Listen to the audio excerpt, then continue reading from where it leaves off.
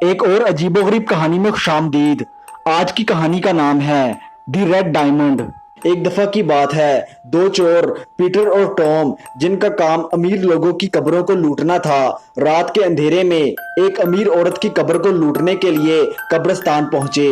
जब Tom Peter के पीछे पीछे चलते हुए एक मकबरे के सामने पहुंचा तो टॉम ने पीटर से पूछा, पीटर, पक्की बात है ना कि इस मकबरे में मौजूद लाश के हाथ में एक बहुत भरे हीरे की अंगूठी है?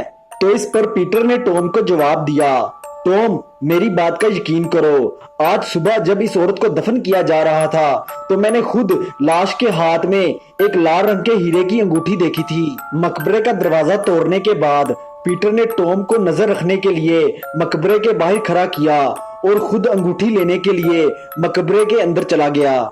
मकबरे के अंदर पहुंचकर पीटर ने मकबरे में मौजूद ताबूत को खोला, लेकिन इससे पहले कि पीटर लाश के हाथ में से अंगूठी उतार पाता, मकबरे के बाहर खड़े टॉम को मकबरे के अंदर से पीटर के चीखने की आवाज आई। पीटर की चीख सुनकर जब टॉम भागता हुआ मकबरे के अंदर पहुंचा तो टॉम ताबूत में मौजूद लाश के हाथ हिलते हुए देखकर हैरान हो गया।